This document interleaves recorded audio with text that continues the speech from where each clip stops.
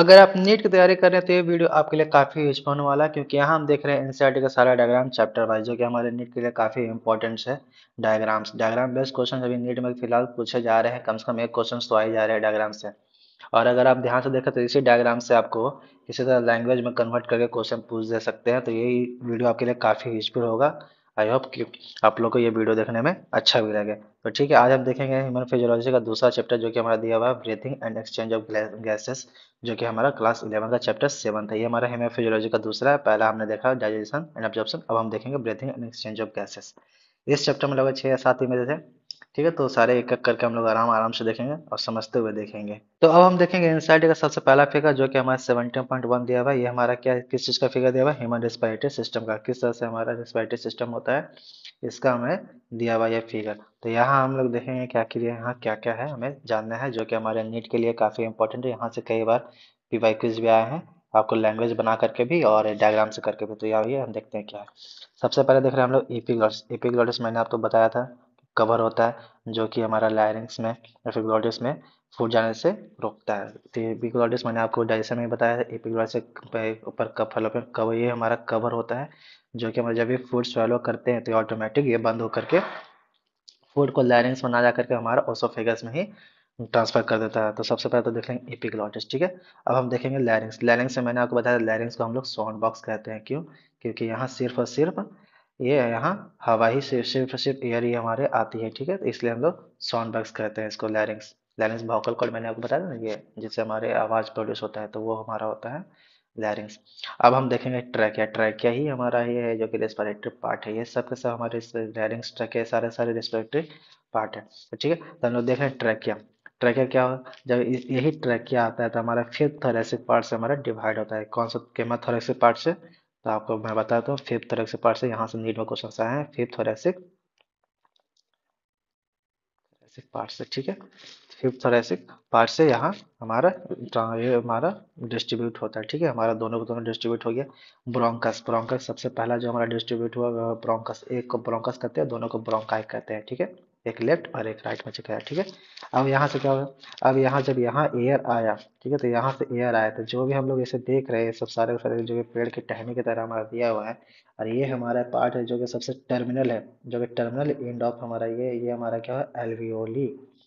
ये जो हमारा टर्मिनल एंड है ना गोल गोल सा, ये हमारा तो एल्वियोली। यही हमारा क्या होता है एक्सचेंज होता है, एक्सचेंज ऑफ एयर और CO2। यही हमारा एल्वियोली में ही हमारा एक्सचेंज होता है, एक्सचेंज ऑफ एयर और CO2 यही हमारा होता है। अब हम देखेंगे क्या क्या है हमारा ब्रोंकियल। ब्रोंकियल हमारा सबसे लास्ट पार्ट है हमारा ये पैसेज का। ठीक है, रिस्पायरेटरी पैसेज का सबसे लास्ट पार्ट है। तो यहाँ से नीट में क्वेश्चन पूछे गए हैं, रेस्पिरेशन किसका है, सबसे लास्ट पार्ट है हमारा रेस्पिरेटरी पैकेज इसका। ठीक है, तो यहाँ हम लोग ने देखा कहाँ कहाँ होता है। ठीक है, अब ये देखेंगे कि आखिर हम लोग ये डायफ्राम, ये जो हमारा दिया गया है ये होता है हमारा डायफ्राम। जब डायफ्राम कॉन्ट्रैक्ट करते हैं तो ये सारे के सारे ये डायफ्राम यहाँ से कॉन्ट्रैक्ट होकर यहाँ से यहाँ आ जाएंगे, नीचे आ जाएंगे। नीचे जब आ जाएंगे तो लंग्स को एक्सपेंड होने के लिए स्पेस मिल जाता है, तभी हम लोग सांस इनहेल करते हैं। तो हमें ध्यान में रखना है कि जब भी हम लोग रेस्पिरेटरी करते हैं तो रेस्पिरेटरी हमारा कौन सा प्रोसेस है, तो ये हमारा होता है एक्टिव होता है। ठीक है, एनर्जी खर्च करते हैं, किस लिए एनर्जी खर्च करते हैं हम, तो एनर्जी हम खर्च करते हैं डायफ्राम को कॉन्ट्रैक्ट करने के लिए। ठीक है, तो हमारा ये हो गया, और ये तो हमने देखा लंग्स हो गया। ये हमारा जो कि हमारा रिंग टाइप का दिख रहा है ना, ये हमारा होता है रिब। ठीक है, कट एंड ऑफ रिब, ये हमारा रिब हो गया। अब देखना है प्लूरल मेम्ब्रेन। प्लेयर मेम्बर आखिर क्या होता है? प्लेयर मेम्बर होता है हमारा लंग्स का ऊपर का जो लेयर होता है हमारा, दो लेयर में होता है, वो वही होता है हमारा प्लेयर मेम्बर। तो ये प्लेयर मेम्बर हमारा लंग्स का लेयर हो गया, जो कि हमारा क्या करता है, हमारा फ्रिक्शन में हेल्प करता है, ताकि हमारा लंग्स जब भी एक्सपैंड और कॉन्ट्रैक्ट करे तो फ्रिक्शन ना हो। तो ठीक है, तो यहाँ हमने देखा ये। अब हम देखेंगे इसमें आउटर इनर होता है, बाहर वाला कॉन्टैक्ट होता है थोरेसिक, जो हमने देखा है रिब। रीढ़, ये जो हमने देखा ना रिब, रिब का ही कठिन पार्ट है। तो यहाँ से हमारा बाहर वाला होता है, बाहर वाला लेयर हमारा कनेक्टेड होता है, अंदर वाला लेयर कनेक्टेड होता है लंग से, ताकि हमारा फ्रिक्शन में कुछ हीट वगैरह पैदा ना हो और आसानी से फ्रिक्शन उसमें आसानी से ना हो। ठीक है, तो इसीलिए फ्रिक्शन को रोकने के लिए हमने ये लेयर होता है, जो कि हमारा भरा होता है किसी से, एल्यूमिनियम फ्लूइड से भरा होता है। यहाँ से नीट में पूछा था फ्लूइड से हमारा भरा होता है, यहाँ हम लोग देख रहे हैं प्लूरल फ्लूइड से हमारा भरा होता है प्लूरल मेम्ब्रेन। ठीक है, यही हमारा दिया हुआ प्लूरल फ्लूइड। ये येलो वाला जो हमारा दिया हुआ वो हमारा दिया हुआ प्लूरल फ्लूइड। तो सिर्फ और सिर्फ इतना ही पढ़ना था इसमें, और कुछ ज़्यादा है नहीं। एक मैं आपको फिर से रिवीजन करवा देता हूँ। हमारा क्या हो गया, लैरिंग्स सबसे पहले तो हमारा हो गया ये फिफ्थ थोरेसिक पार्ट से होता है हमारा डिवाइड। ठीक है, लंग्स। ठीक है, दो लंग्स होते हैं, ये पेयर ऑफ लंग्स हमारे बॉडी में हमारा प्रेजेंट होते हैं। ये भी ध्यान रखना, ये नहीं कि आप लोग एक ही कर देना। तो ठीक है, तो यहाँ पेयर ऑफ लंग्स होते हैं जो कि फिफ्थ थोरेसिक पार्ट से हमारा डिवाइड होता है, एक इधर लेफ्ट एक राइट। सबसे पहला हमारा हो गया क्या, एपिग्लॉटिस, जो कि हमारा कवर करता है, ये हमारा क्या करता है, प्रोटेक्ट करता है ताकि स्वेलिंग जब हो तो ये हमारा लैरिंग्स में मतलब कि साउंड में न चला है, लैरिंग्स में ना है। ठीक है, अब हम देखेंगे लैरिंग्स। लैरिंग्स को हम क्या कहते हैं, साउंड बॉक्स। ठीक है, साउंड बॉक्स इसे कहते हैं। हमारा ट्रैकिया हो गया, वही रिस्पिरेटरी पासेज हो गया। अब इसके बाद देखें हम क्या, ये हम लोग जो जो देखे ये हमारा रिंग्स टाइप का जो दिख रहा है ये हमारा हो गया क्या, रीब हो गया। ये हमारा दो पार्ट में डिवाइड हुआ, एक इधर एक इधर, तो ये हमारा हो गया ब्रोंकाई। ठीक है, ये हमारा लंग्स, ये हमारा हार्ट, ये डायफ्राम। ठीक है, जो हमारा कॉन्ट्रैक्ट करता है तो हम लोग रिस्पिरेशन कर पाते हैं, मतलब इंस्पायर करते हैं यार, इंस्पायर करते हैं हम लोग इसमें, जब कॉन्ट्रैक्ट करेंगे तो इंस्पायर करेंगे, जब रिलैक्स होगा तो एक्सपायर करेंगे। ठीक है, ये हमारा हो गया प्लूरल मेम्ब्रेन, जो कि हमारा लंग्स का ऊपर होगा भाग होता है। ठीक है, लेयर होता है वो हमारा प्लूरल मेम्ब्रेन, जो कि भरा होता है प्लूरल फ्लूइड से भरा होता है। alveoli जहाँ पे एक्सचेंज हो रहा हो, एक्सचेंज, ए O2 और CO2 का यहाँ पे एक्सचेंज होता है। प्लूरल फ्लूइड तो मैंने आपको बताया ही, जाके जो प्लूरल मेम्ब्रेन के बीच में भरा हो। ब्रोंकियल सबसे टर्मिनल एंड होता है, ये हमारा रेस्पिरेटरी पैसेज। ध्यान में रखिएगा, एल्वेोलर रेस्पिरेटरी पैसेज नहीं है, ये हमारा एक्सचेंज ऑफ गैसेस का हब है। ठीक है, तो ये सबसे लास्ट जो रेस्पिरेटरी पैसेज हमारा होता है ब्रोंकियल, सबसे स्मॉलेस्ट डायमीटर का होता है। ठीक है, स्मॉल डायमीटर। यहाँ से नीट में क्वेश्चन पूछे गए हैं तो आप लोग को ध्यान में रखना है। अब हम लोग देखेंगे फिगर 7.2। यहाँ से नीट में कई बार क्वेश्चन पूछे गए हैं, तो मैं आपको यह बता दूं इंस्पिरेशन एक्सप्रेशन किस तरह से होता है। तो ठीक है, अब हम देखें कैसे इंस्पिरेशन होता है। इंस्पिरेशन मैंने आपको क्या बताया, जब हम एक्टिवली, जैसे कि डायफ्राम जब हमारा कॉन्टैक्ट करेगा, ठीक है, डायफ्राम कॉन्टैक्ट किए तो जो डायफ्राम का अभी यहाँ है वो डायफ्राम अब यहाँ चलाएगा। ठीक है, यहाँ चलाया हमारा डायफ्राम यहाँ से, तो जब आया तो इंटरनल वॉल्यूम बढ़ा, ये जो पूरा हम लोग देख रहे हैं ये वॉल्यूम बढ़ गया, स्पेस बढ़ गया।